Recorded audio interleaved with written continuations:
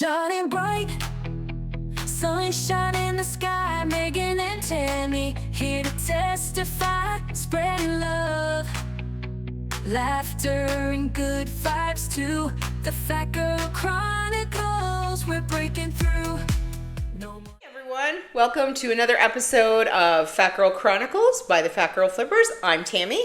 And I'm Megan. Welcome. And if you're watching on our YouTube channel, thank you so much. We're super excited to have yet another episode. Mm-hmm. We are like multiple weeks in counting. So if you're on our YouTube channel, make sure you hit that subscribe button. Make sure you hit that bell so you can be reminded every Friday when we pop up. And of course, we love your comments and likes below. We also are on just regular podcasts, almost anywhere that you can get your podcasts. So that's like Apple Podcasts, Spotify, Podcast Addict, all that good stuff. So if you're just jamming in your car and wanting to hear us without seeing us, which is totally fair, which we get, which we totally understand, feel free to listen to us on there as well. I've been getting a lot of positive feedback from people that have been watching it. I've had a couple of personal messages saying, really? I've watched all the episodes. Yeah, my neighbor actually. Really? Shout out That's to Carla. So cool. Hi, Carla.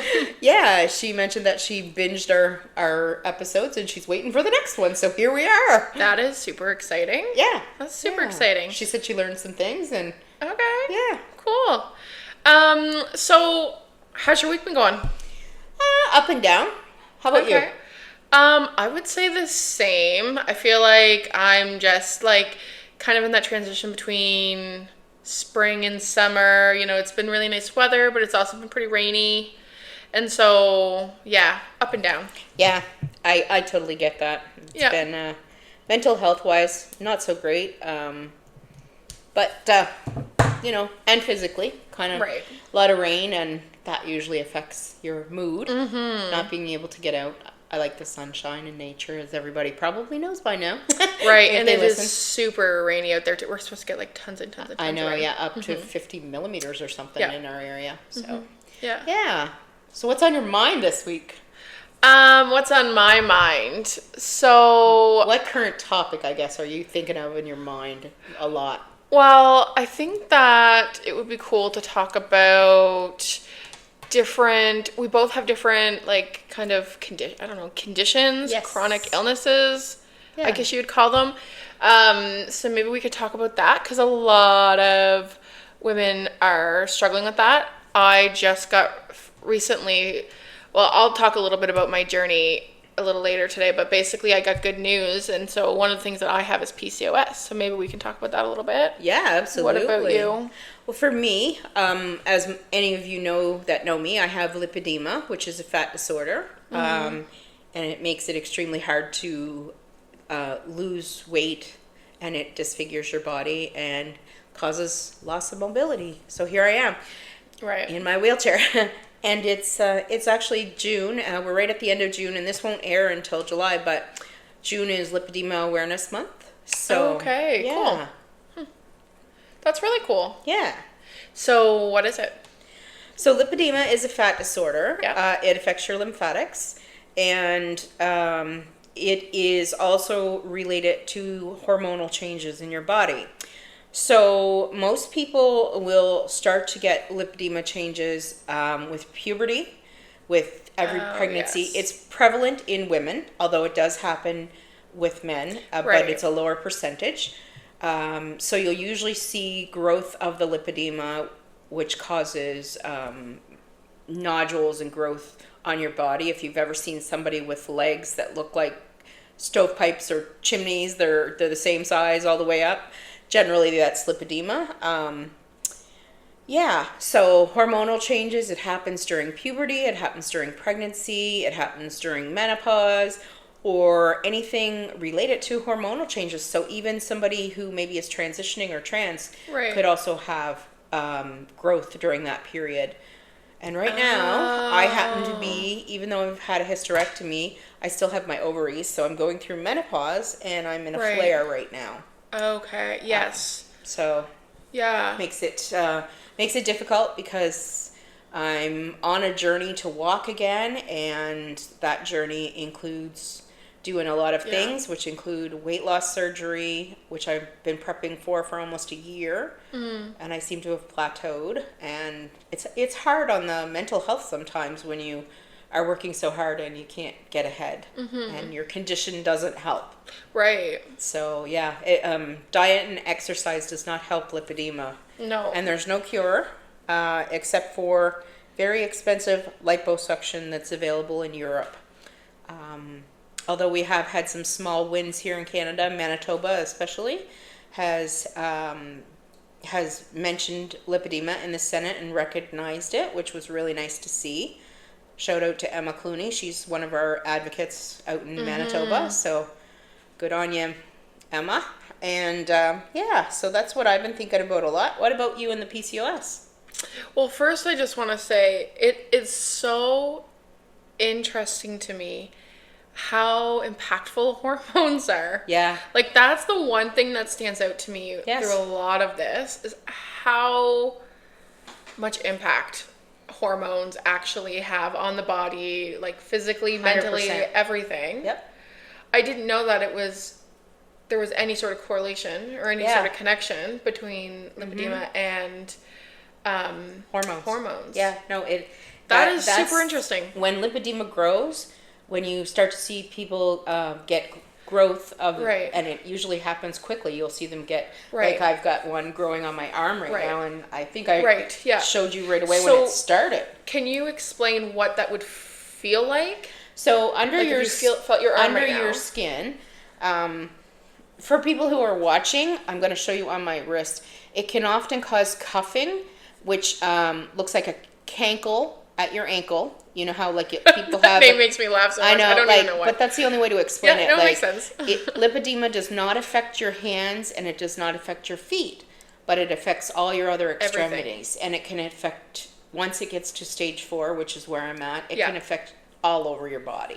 Okay. So, for example, right here on my wrist, if you feel there, you can feel that there's can you feel the lump under there? Yeah, there's like a bump. And you can literally like pick at it. Like and they're called lipomas under the skin. And they grow. And the rest of your skin will get what feels like peas or pebbles under it. You will bruise really easily. You will feel extreme pain if a little child or an animal steps on you or uses their elbows to get up off of you. That's what I noticed when my son was born. Really? I noticed that, yeah. I wasn't diagnosed until I was older, like after I had my son, and I think I was, I would have been almost 50 when I was formally diagnosed, but I knew that I had it when I was in my 40s. Yeah. But there was just no help available out there for it. Yeah, because it's not new. It's not new by any means. And 11% of the population, female population, has it. Right, but it's sort of just kind of coming to the forefront. Yeah, coming to the forefront. Well, what's her name? Glitter and Lasers. Yeah, Anna. Yeah, has it. Yes, and she's going for surgery. She's going for lipedema surgery, which will is a special type of liposuction that removes the lipomas and the damaged lymphatic tissues that cause lipedema. Yeah. The specialists that are the best at that are in Germany, and I would say Dr. God's is one of the best of the best. I follow a lot of people online and have a lot of online groups, and a lot of people from Canada have gone and had the surgery, and it's life-changing. Right. So. Yeah. That's really cool. Yeah. It's cool to know that there is some help, but it's not cool to know that it's not really in Canada. And it's not, to be truthful, it's not feasible for most people. Like the people that I know, the stories are, I've had to mortgage my house. I had to sell all my property. I don't have a car anymore, you know, like things like that in order to get the surgery. Right. But I totally understand that, because if I had anything, like if I had the means, I would be right there with them. I would be having it done. And even I'm 55, and I still feel like I have a lot of life left in me, and I feel like it's unfair to live in this body if I don't have to. No, that's fair. I mean, I think, you know, we were talking a little bit before this about, and we talk a lot about like quote unquote what they would call fat diseases, Yeah. right? And that's just basically Obesity disorders. Yeah, basically things that are linked to obesity or to being overweight, that, you know, people don't often think about. So like people often, like you said, eating right and diet, like it's great to eat right, you know, to watch your diet, like that stuff is so important. Movement is so important, but sometimes there's more to it than people would realize. And so like that, for example, like we've talked a lot about, okay, so one, like if you do lose weight, what actual weight are you losing? Because you're one of the, you are one of the healthiest eaters, and the amount of water she drinks, and the only thing would be movement, but you still get your movement in as much as I can in the chair. I still have 30 to 60 minutes of exercise every day because I have to for the program that I'm on. Yeah. So it's, you know, it's so important, I think, for people to realize, and for others who are going through this, not to feel so alone, because like you said, all of these things are just kind of coming out now. And so, you know, when you were a lot younger. My first recollection of it is I remember being a teenager, and I'm going to say 14, 15. It was right around the puberty time. Yeah. I remember that my ankles and my bottom calves and legs started to have that stovepipe look, like they were the same all the way up. Right. And I remember being made fun of by my family for having bigger ankles than everybody else. Yeah. And, you know, and at the time, of course, I didn't know that I had a disorder. And then when I got pregnant and had my son, it bloomed again after that. And my hips got huge. Again, all to do with hormones. And then my hips got really huge. And, you know, big butt, wide hips, and then the butt shelf at the back. There's very, if you look up lipedema symptoms, it'll show you. And I was the classic case. I had the smaller upper body and the bigger lower body, which is type 2. So there's a few different types of lipedema. You can actually have it and not have it in your bottom legs. You can have it just in your hips and thighs. You can have it just in your upper body. Yeah.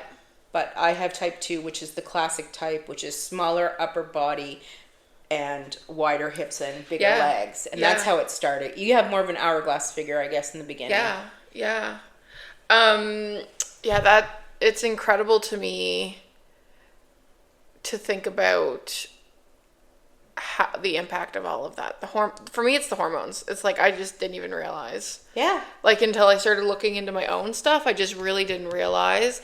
And like when you were saying, you know, oh, it flared up during puberty, and then when I had kids, like again, it's all hormone related. Yes. Like it's unbelievable. And this other thing is like this probably also has to do with hormones, but like gut health and stuff like that, and how that all contributes. It's absolutely the body and mind is so fascinating. Yeah, it's so fascinating to really think about. I feel like I've done so much research. I'm so tired of, like, I don't want to say I'm tired of talking about it, but I've gotten to the point where I feel like, okay, I know what's wrong with me, and I know the only thing that will fix it, and I can't access it, so I've got to like kind of live with it. The only glimmer of hope is that the U.S. has finally put a code on the record now for lipedema, and I can't remember right off the top of my head what the code is, but every disease has a code that they use when coding things to bill for medical, and lipedema now has a code, and the standard is Canada is usually about 2 years behind the US getting things implemented. But if you do suspect that you have lipedema, you can look this code up online, and the site I would suggest you go to is lipedema.org, and then we also have lipedema sites all across Canada that are our local sites, such as Lipedema Atlantic, which I belong to. Anyway, just if you think you have it, take that code, go to your doctor and say, you know, I think I have it. And the key is, even if you can't get surgery, getting into compressions, which I wear every day faithfully, and getting in water exercise, which is the very best thing you can do. Try not to damage your joints by doing high impact exercises, because once your fluid leaks out between your joints, then you're screwed, because your legs are normally too big for surgery, which is what happened to me. Oh. So I couldn't get knee surgery because my legs don't fit in the standard operating equipment. Which is, for anyone who, like, you guys can see my reaction on YouTube, but ridiculous. And a lot of doctors are not educated about it as well. So you may take a lot of, over the years, I've had a lot of negativity thrown at me from doctors and, oh, you know, you're just fat. And yes, some of the fat on my body is not lipedema fat. But there's obviously, you know, the majority of my issue is from the lipedema fat. Yeah, yeah. And I think it's important too, like, as we continue to talk about it, and we do have a special guest at some point. There was some cancellations or rearranging, but we will have a special guest on here at some point talking about the medical system in and of itself. Yeah, because that's a big topic, and we don't want to talk about that today because it'll take up all of our time. Yeah, yeah, but where was I going with this?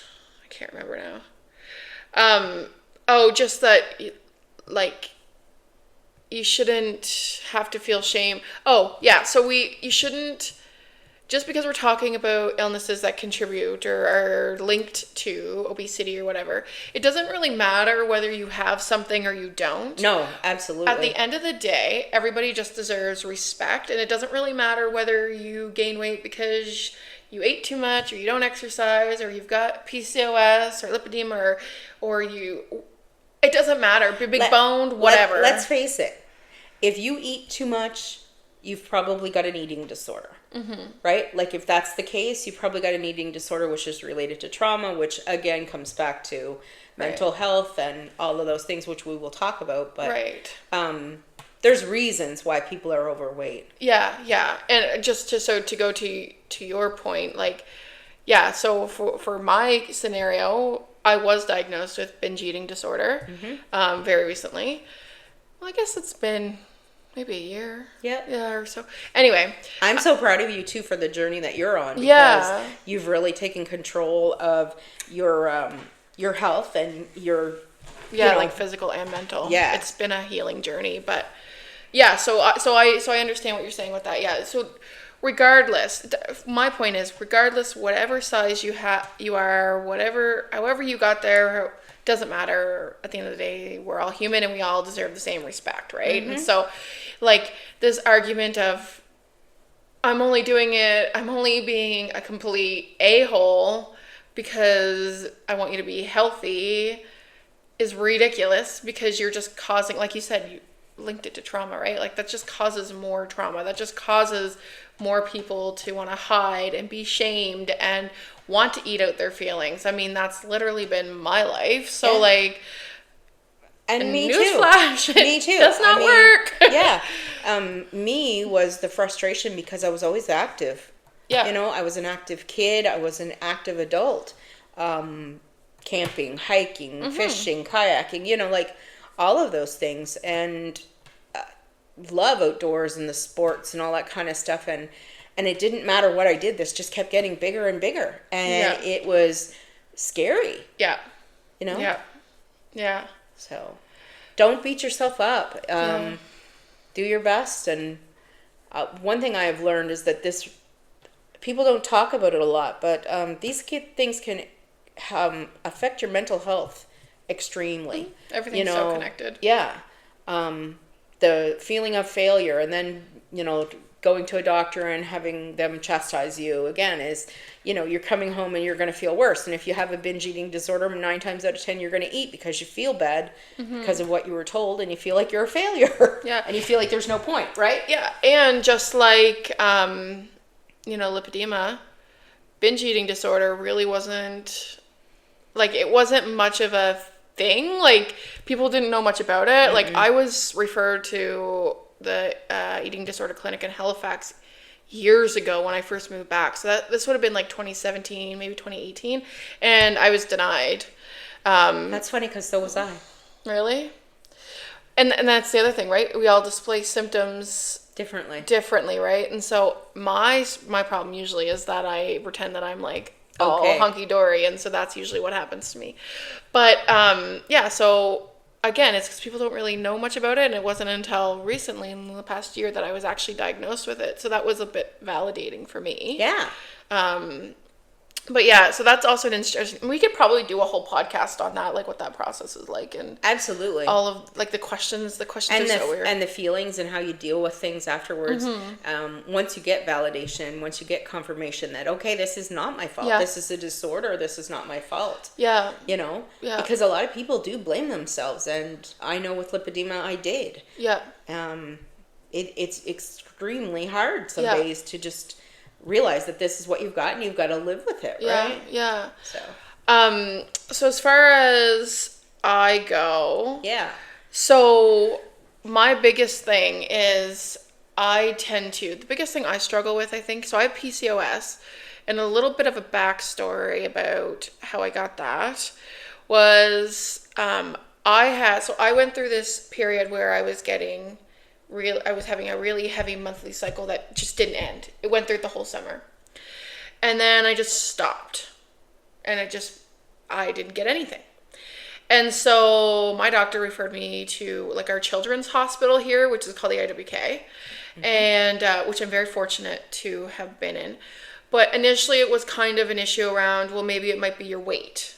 Which, again, when we talk about more of the medical field stuff, this makes sense, right? And so, I was kind of sent away with, let's try to lose some weight, get you under a certain BMI, see if that helps.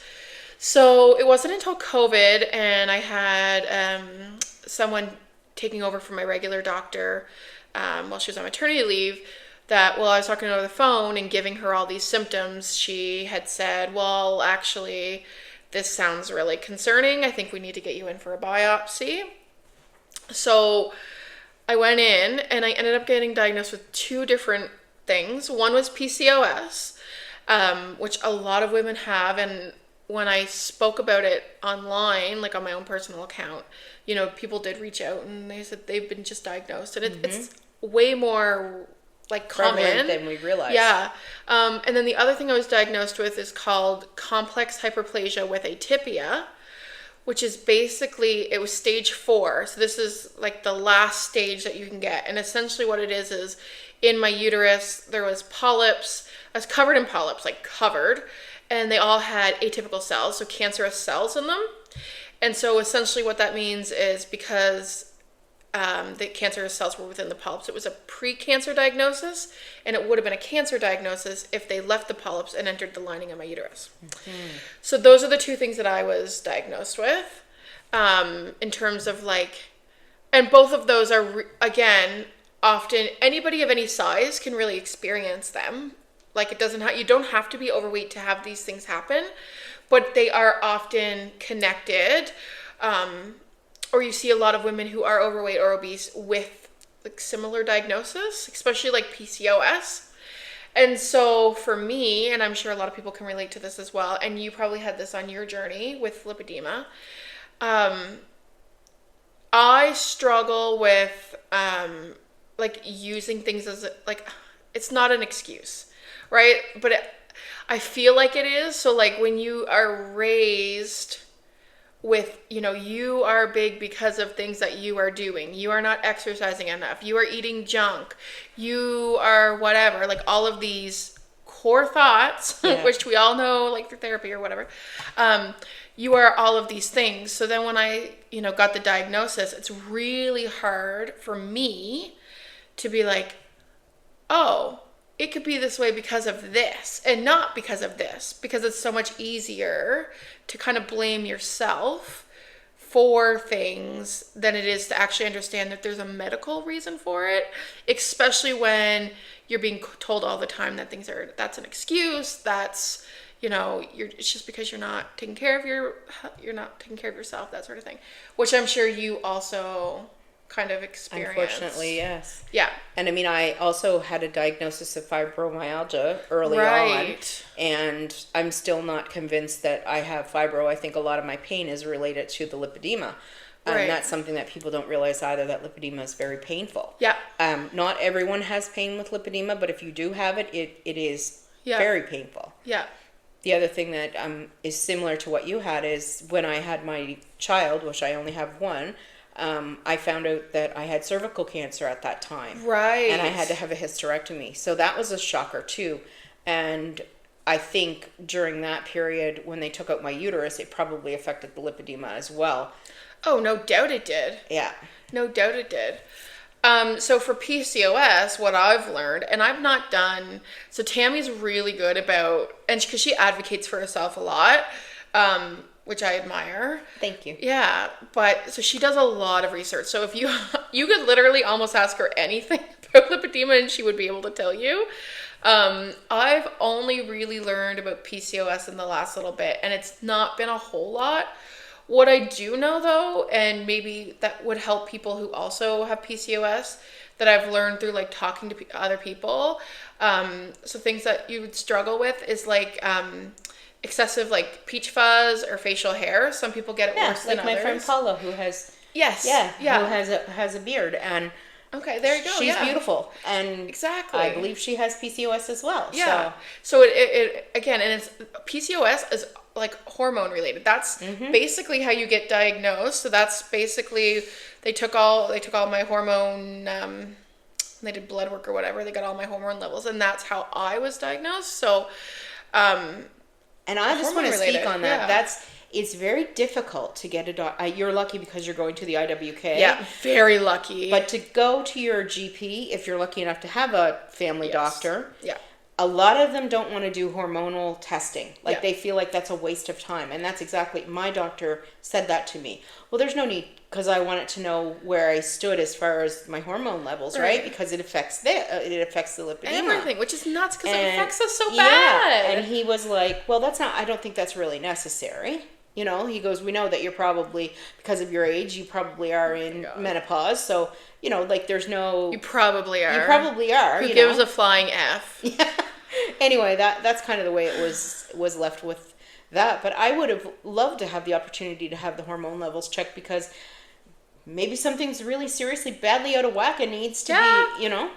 Yeah, the hormone thing is so... Like, and that can affect your mental health as well. Absolutely. The hormone thing just makes me go... Well, I remember... I think it should be standardized testing for women. Yeah. Believe it. I just feel like that we don't get treated like a man would if it was a man's disease. Yeah, it's just... because I can... So, with the hyperplasia, basically... Okay, so with that diagnosis, with complex hyperplasia with atypia... The actual quote unquote cure, there's not really a cure, like the treatment for that is a hysterectomy. But I so desperately want to be a mom. So, and the doctor knew that, and I'm young. So like we're like, okay, let's backtrack it here. So they actually because it's all hormone based, like they put me on hormones. So basically my estrogen is like, and my testosterone is like, like, and for those who are listening, my estrogen is very high and my testosterone is very low. And so that's why I'm all out of whack. So they wanted to basically get me on hormones to up things. Problem with that, when you're messing with hormones, is it messes with everything else. So I ended up being put on a medication that they give to someone who's really struggling to eat. It's because it makes you want to eat more. It's like a food, like a hunger stimulant or something. And so then I ended up gaining even more weight because I wanted to eat everything in the freaking sun. And it's like we discussed earlier, when you have mental health issues and they put you on antidepressants, well, 99% of the antidepressants cause weight gain. Yeah. So they're exasperating you know. And if you've got binge eating disorder, it's like, it's just, let's continue the cycle, I think baby. Again, I'll go back to, I think that if they did more hormonal testing and balanced our hormones instead of trying to give us a pill to fix something that creates more fat on our body. Yeah. And if everybody will take note, most of the fat disorders or obesity disorders affect women. They don't affect men. Yeah. Yeah, isn't that weird, eh? But do you see people blaming men for being fat? I know. Nope. I know. Although, I will say there is a lot of, like, I know just with my husband, like, there's some stigma, but it's there is, different. but people would say he's a bigger guy. Yeah. They would never say, oh my God, he's fat, wonder what he's eating, like, or, you know what I mean? It plays a different role. I'm not society. saying it's easier, because it definitely isn't, but there's a societal difference view. to it. There's a difference to it. There's more stigma, and more pressure or something. And I think that It'd be cool to get someone to, Richard would never, but it would be cool to get a man that like has a male who's overweight and see what their standard of That's care an is. idea. Like, we're gonna rate So that. if anyone's listening to us and they have a husband, boyfriend, brother, family member that's male and overweight and has some sort of underlying issue, love to or not even an underlying issue, but we'd love to talk to you about healthcare and how your or healthcare just generally in general. Yeah, just to see like from a male's point of view, because that is different. Like, and we all know that women tend to be the more emotional of the sex because of, I mean, we're just geared that way. Of hormones, yes, and that's what it comes back to. It all comes back to hormones. Oh gosh! And I truly do feel like if they could just balance, I feel like it's balancing the tires on your car. If they could just balance their hormones, I think that everybody would be a lot happier and healthier. Yeah. Okay. Yeah. So. Oh my gosh. So peach fuzz. So yeah. So extra facial hair. So for any girlies that are dealing with that, I really like the I think it's called microblading. Yes, where you take the little. Yeah. So honestly, you can get like a package of 8. Megan's got nice smooth skin. For There all you of go. you who can't feel, I'm feeling it. You can get them at Winners for like a package of 8 for like $10 or something. Dollar store has them too, and Or they're good. oh, Yeah, okay, I buy them from the dollar store. Okay, so you can do that. Although I'm not really hairy. Lucky me. That's like my mother-in-law. She's not hairy at all. She's never had to shave a day in her life. Yeah. I don't know. I could go months and Really? I'm just not hairy. Must be the genes. The other thing that is something that I learned about that really resonated with me and might resonate with you guys is the hormonal belly. Yes. So I do have a lower tummy. Yes. That's something that I've had for a long time. That's the way my body is shaped. And whenever I lose weight, like it's usually off my face or my legs, your arms. Yeah, but my lower belly would be like the last spot that I would really, although it has shrunken a little bit, like it still is not, I don't lose it as fast there. And so I learned that there is such a thing as the hormonal belly, and it's common with PCOS. And it's common with menopause, because I never had a lower belly until menopause, and now I've developed this little roll of fupa because generally... There you go. Yeah. There you go. Isn't that weird? Again, back to the hormones, right? Yeah. Oh my gosh, we should get like a hormone expert on here. We should have a hormone testing kit. There must be a home one, like Ancestry DNA. There must be a hormone DNA. How messed up are your hormones today? Yeah. Wouldn't it be nice if you could just prick your finger like you do for diabetes, and it reads if your hormones are balanced, and tells you need more estrogen, you need less progesterone, you need this, that. It would flash at me and be like, alert, alert, alert, alert, alert. But yeah, so PCOS is also a condition where you're insulin resistant, which I really don't know much about. I know that, so I was prescribed to go on Ozempic, and I feel like I've been hearing that Ozempic is good for the being insulin resistant. Yes. So I've heard that Ozempic actually does wonders with PCOS symptoms. But I've not researched much into that. The weight loss drug of choice for lipedema patients now, the information is just coming out, is Wegovy. Is it Wegovy? Yes. Yes. It just got... Is that how you pronounce it? Wegovy? Wegovy. Yeah, and that was a shocker to me, because I had heard about Ozempic not being good and for lipedema patients, but this Wegovy or whatever it's called is what they're starting to use. So that's interesting. Although again, back to, it's not accessible for people. No, it's extremely expensive, and a lot of drug plans won't cover it. So mine won't, because I'm not diabetic. The sole reason I was prescribed it is because the fertility. Okay, this is another thing. So the fertility clinic that I go to, there's only one treatment that I can receive over a certain BMI. But if I want to do IVF, like if I have to do IVF and stuff, I have to be under a certain BMI. So while I've been on this healing journey and I have lost 40 to 45 pounds just through basically everything then other than actively trying to lose weight, like just therapy and all that stuff. They basically, because I only have a certain amount of time to try for kids, I have to lose weight a little bit faster, although it's not really making me lose much weight. But they prescribed it for that reason. And because of that, the insurance didn't cover it because it's not a diabetic thing for me. But so I'm in the process of like doing all the paperwork. But again, like you have to pay the doctor to do the paperwork. Mm-hmm. Yeah, that takes, you still have to like then get it in the interim. And you're fortunate you have a drug plan. And for people who are relying on pharmacare, like someone like me, the doctor would prescribe the drug for me, no problem, but I've got no way to pay for it because pharmacare won't cover it, and I don't have private insurance. Yep. So. And my private insurance won't even cover it. So Yeah.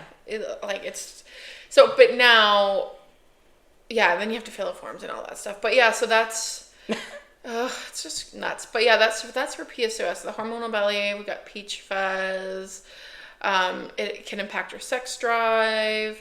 Again, like it's all these different things. All comes back to hormones. Right? Hormones, yeah. Obviously, I just shared that I'm at a fertility clinic, so it affects your fertility, like being able to have children. So there's just all sorts of things that this particular condition can have. And I find that like when I said to my personal Facebook page, I have hyperplasia with a tibia and I have PCOS, there were a lot of women who reached out who were of all different sizes and all different ages, and just being like, oh my gosh, I have that too. And I think that's the most important thing about what we're talking about today, is that somebody will listen to this and be like, I have PCOS. Oh, I have fuzzy hairs on my face, and hormonal belly, what is that? What do you mean? And then they can look it up and research it and feel less alone. Yep. Because as if you have larger legs and it doesn't affect your feet, but your legs are larger and you have cankles, like the rollover, the cuff at your ankle. If you've got that, then 9 times out of 10, you're not fat. You've got lipedema. Yeah. And another thing I want to note that Megan mentioned as well, with PCOS, it affects people of all sizes. Lipedema is not just an obesity disease. Yeah, none of these are. The obesity is a result of the untreated lipedema. Yep. So. Yeah. We don't start out this way. No, and so, but with lipedema too, it can be, which one is parallel and which one is different?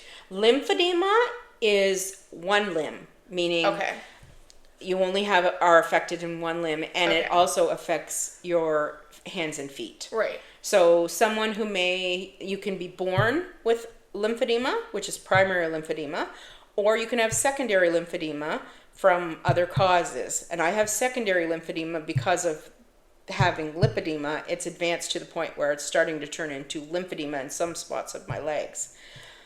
But for other people, important to note is lipedema is bilateral, meaning it affects both legs, both arms, both sides of your belly. The other thing to note, if you have had breast exams and they come back with spots, and then they send you they have you in panic mode because you've got a mass. Well, I found out later that lipedema also grows in your breast, so of course you're going to have dense tissue in your breast, and it's going to show up on a mammogram. And a lot of people, like even the people doing the mammograms, aren't aware of the fact that lipedema can show up in your breast tissue. Right. So. Yeah, that's so fascinating. It is. It's fascinating and scary. It is scary. Because I just feel like a lot of these things are just coming to the surface.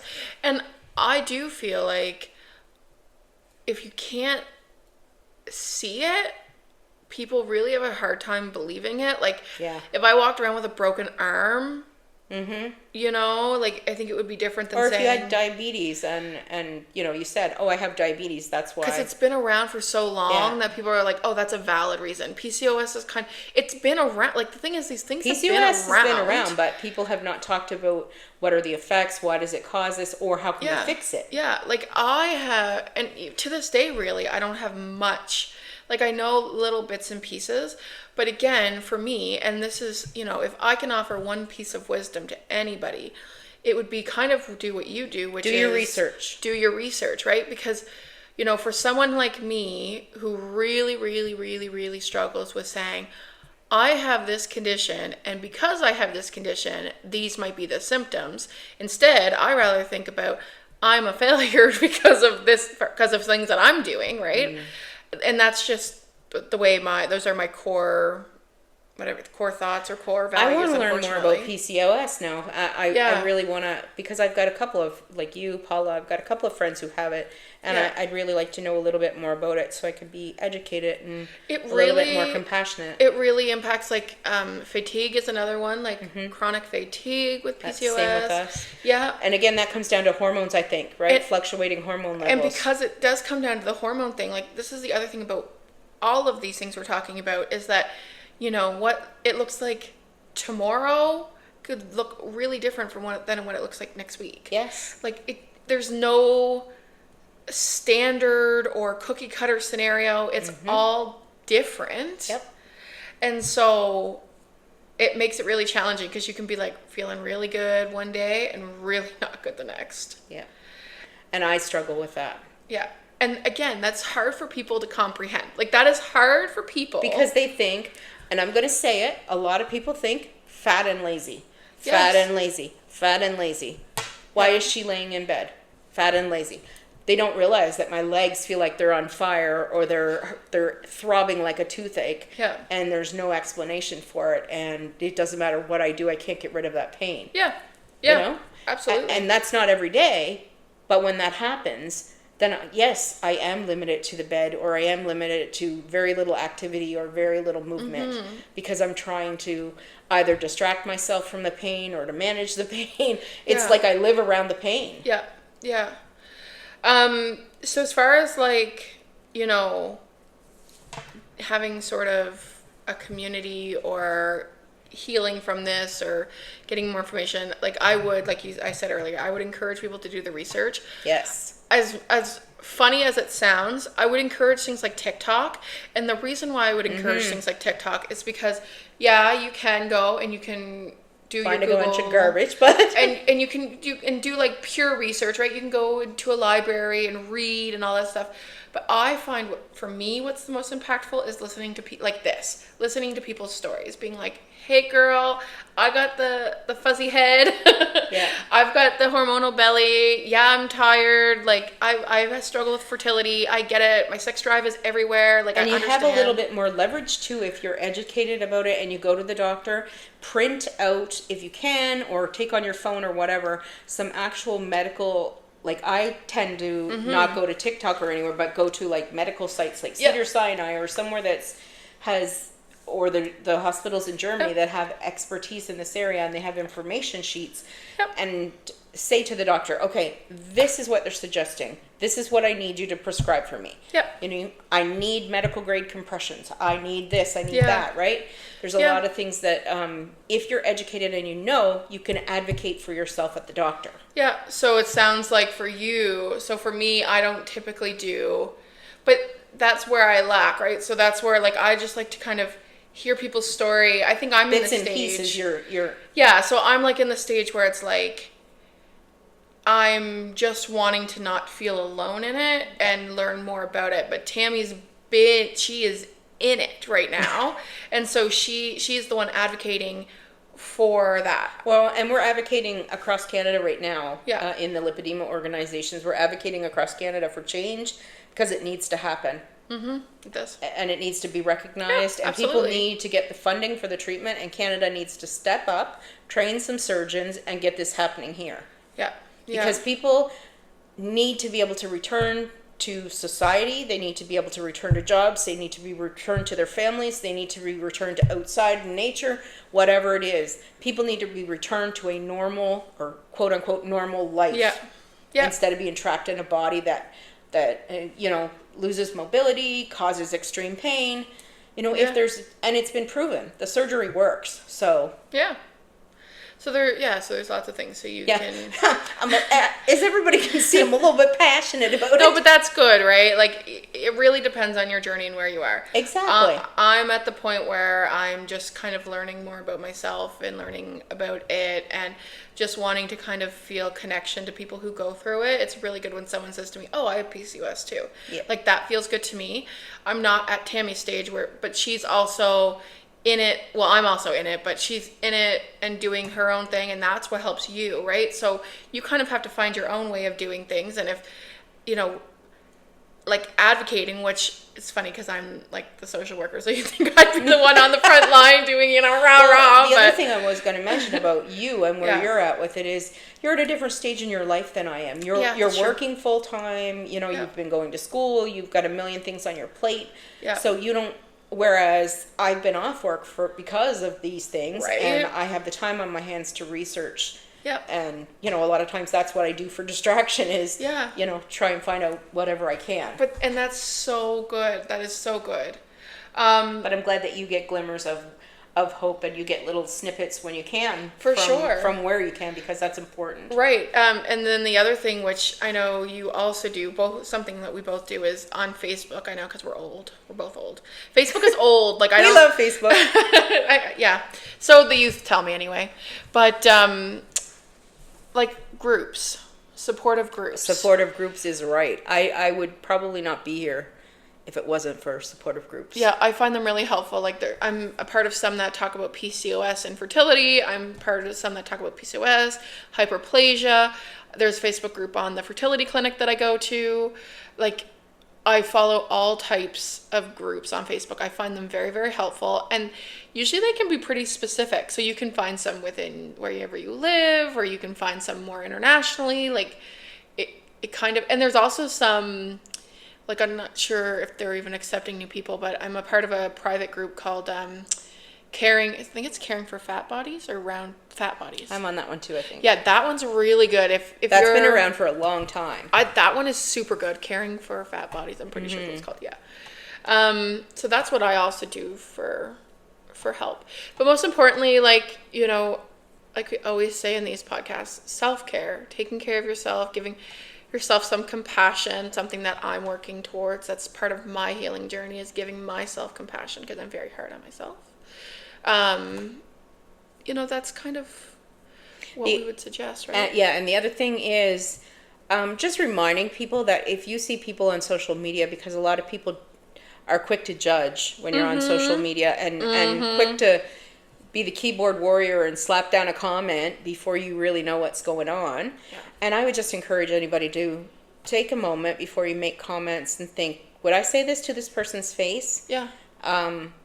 Or if you feel a certain way, maybe ask a question instead of pointedly, try to learn instead of, and we're certainly not indicating that any of you guys are that way, but just in general, but just think about before you make comments on Facebook or anywhere to anyone that's of size, because you don't know what's going on.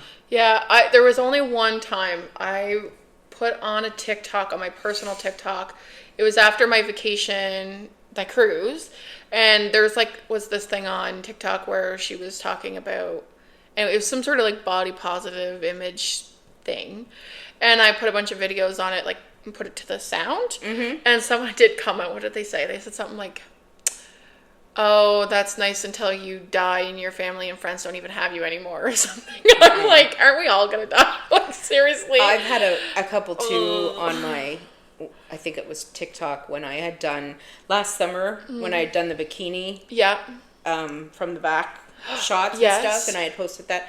I had got some not so nice feedback from that, but you kind of just have to get a thick skin, so I just deleted them, blocked them, and carried on with my life. Yeah, like, at the end of the day, like, if anything, I think we've gotten a lot more hey baby, we love you, you're, you know, like comments, Some especially on sketchy our stuff. Yeah, on our lives. We've had men come on Wait, there. and this is another topic for another day, but like we can also talk about, like when we talk about sex and stuff, that's the other thing. This is totally off topic, but that's the other thing that women or even men of size have to deal with. It's like you can't even just be a normal body. Like you have to be a fetish. Yeah, exactly. Like it's like, can I just be who we are? Megan? Like, can't you just be attracted to a Megan or a Tammy and not have it be like just say you're pretty, not oh my god, I love your fat ass, or oh, you know, I like baby, Yeah, you're like, I want you to sit on my face because you're 300 pounds, like, you know. Oh, maybe Richard, you'll have to clip that out. Sorry. I'm so sorry. But you know what I'm saying. Yes, it's annoying because it's like, if someone of Well, us... hell, we had to have Richard managed when we were doing our lives. We had to have Rich manage the comments because we had people coming in there making... I know, it's like... like, if you think about how weird it is, really, that anyone of a certain size is like walking around town like they're a fetish. Yeah. It's weird. It's weird. I'm sorry. I don't want to be anybody's fetish. I just want to be Tammy. I just want to be Megan. You just want to be Tammy. Like, it's weird. Anyway, we will talk about that in another podcast. But that triggered something in my brain, so I wanted to share it. Other than that, I think, is there anything else you wanted to add? No, I don't think so. But I would encourage anybody who's struggling out there and has any questions or anything, you can reach out to Megan or I if you think that we could point you in the right direction. Feel free. Yeah. We don't mind that at all. And we wish everybody well on their journey. Yeah. All right. Thank you for listening to this week's podcast, and we will catch you next Friday. Mwah! Hiding, no more feeling small. We're taking up space, standing proud and tall. Our voice is strong, our stories to be heard, challenging the stereotypes.